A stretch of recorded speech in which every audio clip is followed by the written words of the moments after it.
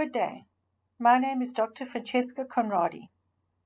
I'm going to be talking about shortened treatment regimens for tuberculosis. I'm from the University of Witwatersrand in South Africa. Just as a caveat, most of the work that I've been doing in the last decade has concentrated on the treatment of Rifampicin-Resistant TB, so most of this talk will be concentrated on the treatment of Rifampicin-Resistant TB. There will be a number of topics that I intend covering. I'm going to talk about a brief history of the treatment of RRTB. I'm going to be talking about the WHO characterization of medications for the treatment of Rifampicin-resistant TB. I will be discussing the Bpil regimen, the new definitions of Rifampicin-resistant TB. I'll be looking at the shorter treatment regimen, the so-called Study 31 regimen for drug-sensitive TB, and then we'll be talking about questions that still need to be answered. In terms of the history of the treatment of Rifampicin-resistant TB, as late as 2011, the treatment of MDR-TB consisted of an intensive phase of at least 8 months duration, but this was based on very low quality evidence. In addition, the treatment of MDR-TB, the duration of at least 20 months, again was based on very low quality evidence. At that stage, the standardized regimen for the treatment of MDR-TB consisted of a long 20 to 24 month regimen with an intensive phase that used a quinolone and an injectable agent. Once culture conversion had occurred, this was continued for another 6 months. For another 12 months, with the fluoroquinolone continued. The injectable agents that were used at that stage were amikacin, kanamycin, or capreamycin. Treatment outcomes were pretty poor, with only about 50% of our patients being successfully treated. The new WHO recommendations came out in 2016. For most patients, the WHO then recommended a shorter treatment regimen in place of a longer conventional regimen. It showed better treatment outcomes. While being shorter, it still contained the injectable agents. The WHO guidelines in 2016 still did not incorporate the new drugs registered for the treatment of Rifampicin-resistant TB. While the Bangladesh regimen was endorsed at that stage, there was an acknowledgement that more evidence was required to improve the treatment outcomes for patients with rifampicin. A pivotal paper was released in September 2018. It was published in The Lancet, and it looked at the treatment correlates of successful outcomes in pulmonary multidrug resistant TB. In a cohort of over 12,000 patients, 61% of them had successful treatment outcomes. 8% had treatment failure or relapse, and there was a mortality rate of 14%. The work done in this paper then formed the basis for the WHO categorization of the new drugs for the treatment of rifampicin TB. I'm going to spend some time on this slide just really describing what drugs should be included for the treatment of rifampicin-resistant TB. A quinolone, either levofloxacin or moxifloxacin, is recommended in the presence of sensitivity to these drugs. Bedaquiline is given for a minimum of 6 months. And linezolid, a very useful drug for the treatment of rifampicin-resistant TB, is recommended. In addition, at least one or both of category B drugs should be added. Clofazimine, an old leprosy drug, or cycloserine and taururzidone should be added to the treatment of those with rifampicin-resistant TB. Should all the treatment options in Group A and Group B not be used, other drugs can be added. Delamanid is second on the list, with the only injectable agent surviving the cut, amikacin, can be used, but should only be used if there is demonstrated sensitivity to these drugs and full patient-informed consent about the risks of the use of these drugs, particularly on hearing. Both ethionamide and parasalicylic acid remain on the list of category C drugs, but are closer to the bottom because of the amount of adverse events that are associated with the use of these drugs.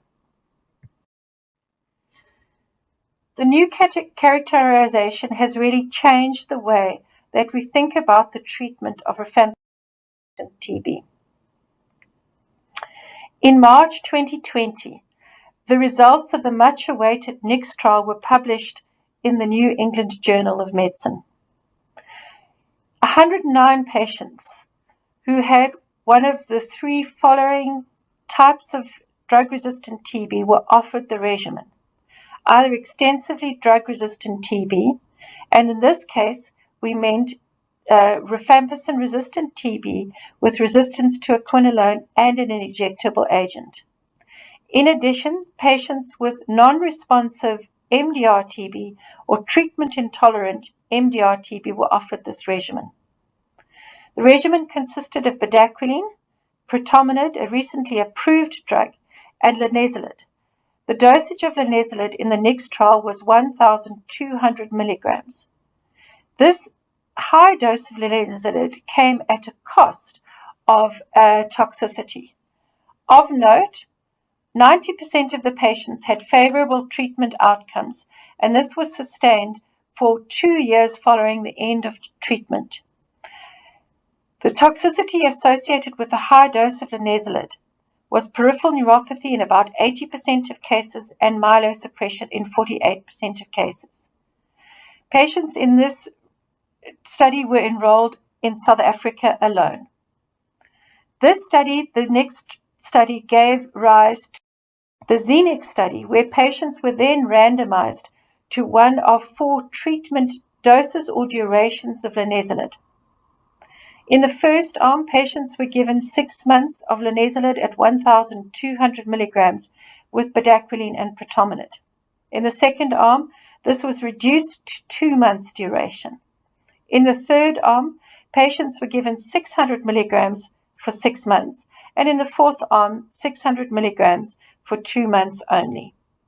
Of note is that the investigators were blinded to both the dose and duration of linezolid, but bedaquiline and pretomanid were open label.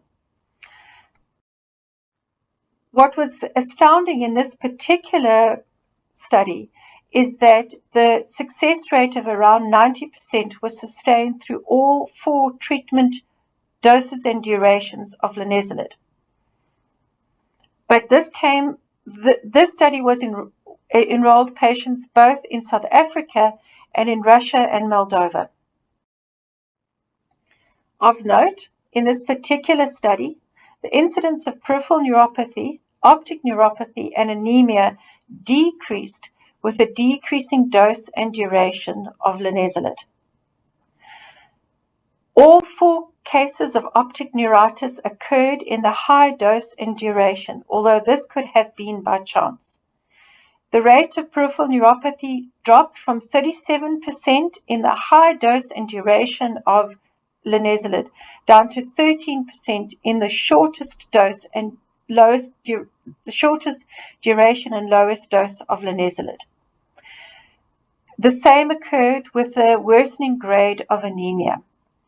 This gave us evidence that we could use the Bpil regimen with a lower dose or duration of linezolid and with a concomitant decreasing in treatment emergent adverse events associated with linezolid. This has led to a number of operational research programs around bedaquiline, pretomanid, and linezolid. And in brief, I'm going to talk about the South African Bpil Clinical Access Program. This clinical access program evaluates the effectiveness and the safety of the Bpil regimen in a couple of groups of patients. The first is in extensively drug-resistant TB patients, those who are fluoroquinolone resistant, and In our program in South Africa, we are offering this regimen to selected rifampicin-resistant TB patients using a pre-approval access method. It is an open-label, single-arm intervention study, and we are aiming to enroll 400 participants. To date, and this is in February 2020, 80 patients were consented, 70 were approved by our National Clinical Access Committee. This is a committee that operates similar to a TB Consilium. Of the 70 enrolled patients, more than half of them were fluoroquinolone sensitive, and 31% of them were fluoroquinolone resistant. What is of note in this particular group of patients is that 2 of them had bedaquiline resistance diagnosed in their baseline specimen. Because bedaquiline resistance is diagnosed phenotypically, it took over 6 weeks for this result to be reached at the clinical trial site, and therefore, and then patients were changed from this regimen onto a salvage regimen. I think that this really brings to the fore the fact that bedaquiline resistance is a risk that is starting to be seen in countries with a high use of bedaquiline, and something we need to pay attention to rapidly exclude this form of resistance. Of course, a talk like this would not be complete if I didn't talk about the study that I'm conducting in South Africa called Beat Tuberculosis. Beat Tuberculosis is a study that is embedded within the South African TB program and is funded entirely by US aid. It is an open-label, randomized, controlled study to establish the efficacy and safety of, again, a shortened all-oral regimen, but in this case, the regimen consists of bedaquiline, delamanid, linezolid, with levofloxacin and clofazimine added. Once the second-line status is known, so once quinolone resistance or sensitivity is established, either the levofloxacin or the clofazimine is stopped. This is given for 6 months with an option of extending to 9 months. This is compared to the current South African standard of care, which is a 9-month regimen that is used in patients with rifampicin-resistant TB. If we compare the pill burden of this regimen, if we look at the fluoroquinolone-sensitive patients, we issue our drugs in little bags to help patients' adherence, and we can see that there are few tablets associated with this particular regimen. For fluoroquinolone-sensitive patients, far more tablets are given in the standard of care. At least half of our patients are HIV co-infected and therefore need to have antiretroviral therapy co-prescribed, and many of our patients have other comorbidities, including diabetes. The pill burden is one of the principal reasons for patients' challenges with adherence, and this regimen may prove to be as successful as the Bpil regimen. Please note that the results of this study will be released later this year once an interim analysis has been conducted. 330 patients have been enrolled so far, and the study sample size that we are aiming for is 400 patients. Despite interruptions caused by COVID, we are well on track to complete the study.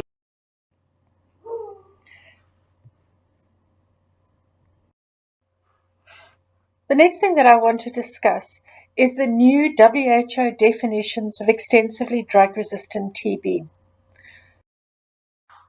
Extensively drug-resistant TB was a term that was coined in 2006. In fact, the first outbreak of extensively drug-resistant TB occurred in the country in which I work, in South Africa.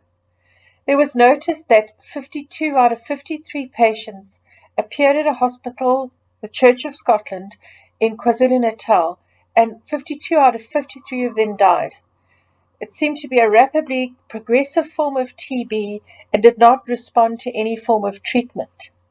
Niels Gandhi et al. Published in The Lancet in 2006 that there was a new strain of TB that seemed to be resistant not only to INH and rifampicin, but also to the quinolones and injectables.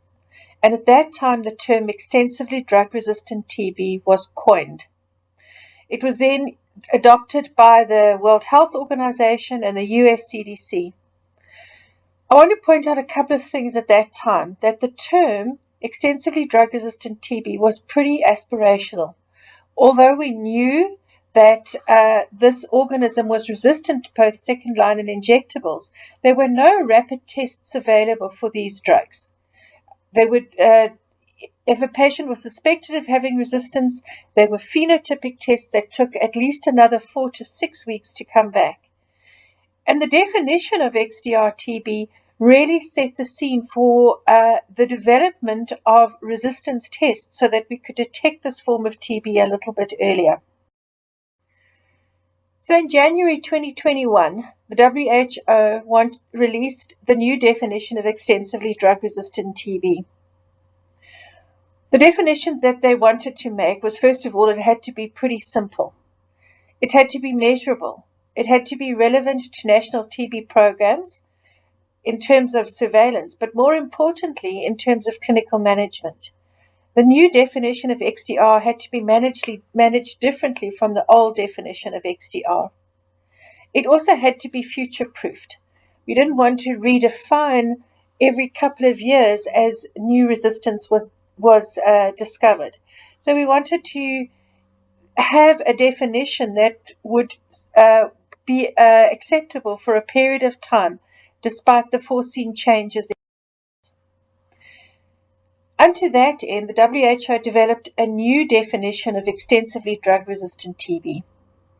Although we have loosely used the term pre-XDR TB until now to mean resistance to either an injectable or a fluoroquinolone, WHO now has formally named pre-XDR TB as a TB caused by Mycobacterium tuberculosis that fulfill the definition of either MDR, so rifampicin and INH resistance, or just rifampicin resistance, and it is also resistant to any one of the fluoroquinolones.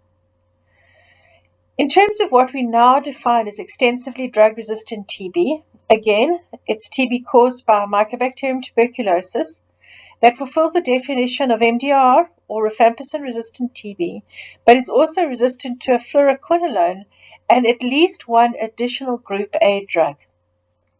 As of the year 2022, we have 3 Group A drugs. Fluoroquinolones would be included in this definition, but the other 2 Group A drugs are either bedaquiline or linezolid. So resistance to any of these fulfills the criteria of XDR-TB. As we gather more data and expand our research agenda, what we are going to find is more and more drugs will be accepted as Category A drugs or Group A drugs. And then the definition is pretty much future-proofed, as we get better drugs, we have a definition for resistance to those. So that really concludes my section on rifampicin-resistant TB. The speed at which we have developed new treatment options and new drugs for rifampicin-resistant TB has been really quick and, in fact, light speed compared to the years that have preceded this. But what I'd like to talk a little bit now is the kind of lagging in the development of the treatment of drug-sensitive TB. Around the 1970s and early 80s, we developed a treatment regimen for drug-sensitive TB that consisted of rifampicin, the real core drug of the treatment of drug-resistant TB, INH, and for the first 2 months in the intensive phase, we added ethambutol and PZA to this regimen. For the following 4 months, we used just INH and rifampicin to treat almost all forms of drug-sensitive TB. In fact, in many times we didn't even know it was drug-sensitive or drug-resistance, because in those days we used smear as a way of diagnosing TB.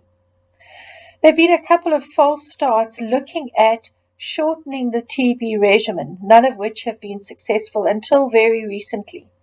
And in a paper published by Susan Dorman, the first 4-month regimen has been proven in clinical trials to be non-inferior to our standard RHEZ.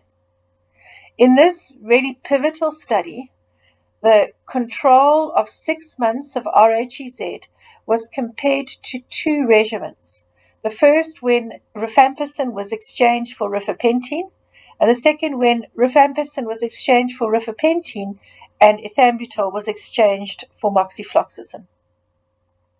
And for the first time, we have a regimen that is only 6 months long, that is only 4 months long compared to our standard 6 months, that has been shown to be non-inferior to our standard regimen. This is a great breakthrough because it represents a third in the reduction time of the treatment for drug-sensitive TB.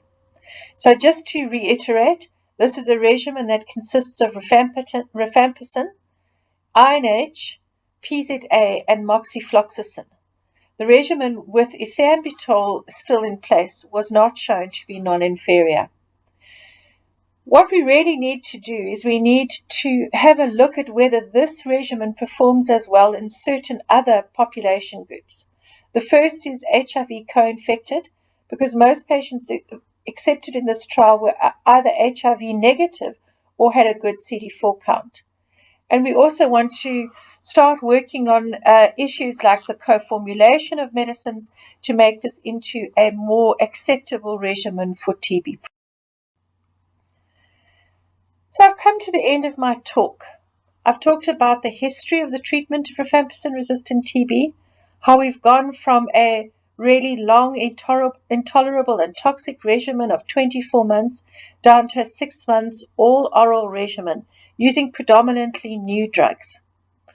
This has been a massive breakthrough and I think will be one of the watersheds in the treatment of rifampicin-resistant TB and ultimately the eradication of this infection. But we still have many questions that need to be answered. The first is, what about children? Children generally have a lower burden of disease and should be able to be treated with a shorter regimen. And we don't have much evidence on the treatment of children with rifampicin-resistant TB. This is an area that needs to be explored. In addition, what about pregnant women? In most developing countries, the age at which people acquire TB is between 30 and 40, and many women are still of childbearing potential at this age. Pregnant women manage drugs differently and have different adverse event profiles. What we really need to do for both drug-sensitive and drug-resistant TB is to get more substantial PK data and outcome data on pregnant women who are co-infected with TB. Can we go even shorter? Is it possible to shorten the Bpil regimen to 4 months? At this stage, we just know that it should be given for a minimum of 6 months, but it would be interesting to see if we can go even shorter in that. And I mentioned the other area around which we need to get more information is in Sub-Saharan Africa. In Sub-Saharan Africa, at least 50% of patients infected with TB are also HIV infected. Can we use the rifapentine moxifloxacin regimen in this group and in pregnant women and in children? I thank you for your attention and I'd be happy to answer any questions. Thank you.